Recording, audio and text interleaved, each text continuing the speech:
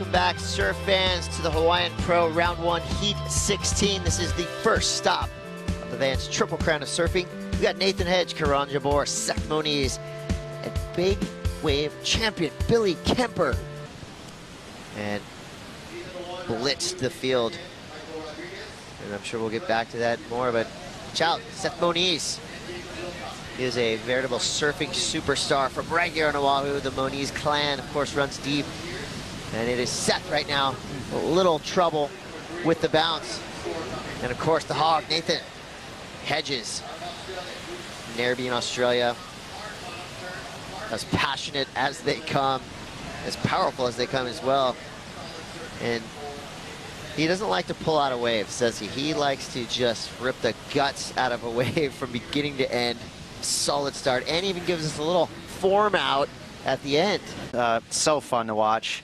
As you mentioned, a huge character, Nathan Hedge, and you know, the bottom line is he's got great technique. The man throws a lot of power. He has a lot of power, throws a lot of spray, great technique. He gets a lot of rail working. Watch his inside rail as he hacks through those little turns. And Nathan Hedge, a bit of a throwback in his choice of equipment. Not afraid to ride a few more inches of foam than your typical competitor on tour. He's got a healthy respect for power turns. Kiron Jabour. Straight up into the lip, straight down, suffering.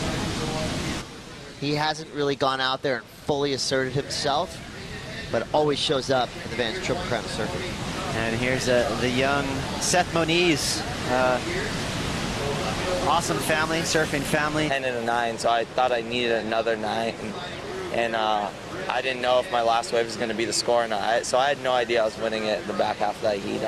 But it felt great. I mean, it was amazing. It was a dream come true. And to do it at home and in front of all of my friends and family was beyond a blessing. Early, and he is not letting go. This was a 5.17, Ross. And you can see the intensity. That's the main thing that he's known for with his surfing. He's so intense. And there you go. You know, those are two great little snaps there on a small wave. It's a backup score. Now live action from Kiron Jabour. Stylish surfer, living right up the street here.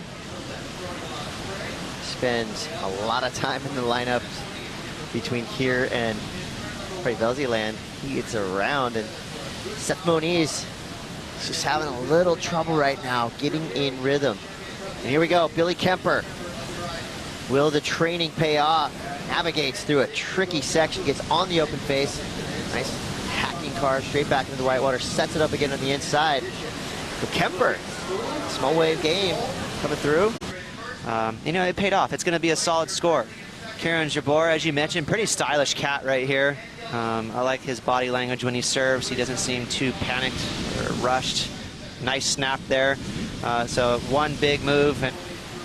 So in looking at the lineup here, you see Nathan Hedge, who is a surfer that likes to be busy, likes to catch a lot of waves. This is his third wave ridden. Ooh, I like the timing of that carve. Didn't have to wait till that end section. Sliced right through it. An avalanche and a lot of water is trapped kind of in a cove there between the reef, so it creates a ton of rip as we see Nathan Hedge here. I'm with you, Chris. I love the timing and the choice of maneuvers right here. Nice wrap. You know, instead of hitting that little left that was coming at him, but with the current, you know, it's constant. It's a conveyor belt. You have to fight it to stay in one spot. Billy Kemper now a little bit late on the drop. It gets around the section with ease. Now he's on the open face. Nice speed float. Gets around this section. Bam, up into the lip. Goes down. Billy Kemper's first wave is going to come through about a mid-range score. That is a tough ask to get a clean open face. We'll see if Kiron Jabour can get that.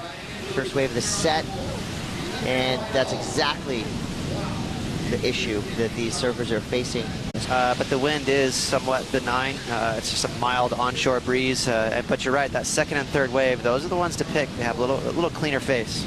See if Seth Moniz has chosen wisely. Nice, hefty floater. Again, that second section is 4.7 with a 4.97. And here's Seth Moniz last wave. What happened here, Ross? Well, there's some power out there, and so it's tough even just to land a float. He did great there to finish that first move. You know, kind of a big free fall. But that second section was really nice, but again, it had a lot of power. So you got to be careful and keep your board planted to the water. You don't want to get air. You don't want to bounce. You want to keep that rail working and cutting through the water to have control. See Jacob Wilcox, one of these young threats out of Australia, will be coming up next. And here goes Kiron Jabour. And again, first wave of the set. Choppy up the face. And here we see Billy Kemper. Straight up into the lip. And he gets around the section again. Looks like that wave was closing out in front of him, but Billy Kemper now. Nicely done. Attacking a monstrous first section. That was awesome. Like a straight closeout. You'll see kind of the reaction after this first one. He goes, whoa, there's more. It was a really tough wave to surf. That first section was crazy. You know, it was not an easy lip to hit. That second one, he was off time, but he held on. I love that little rip carve there. That was easily his best move. And again, refusing to fall. That was wild that he hung on right there.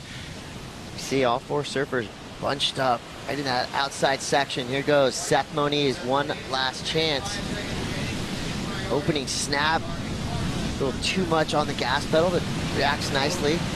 Due to this inside section, the last turn is what we're used to from Seth Moniz. He's got a lot of power. Statement with that last snap.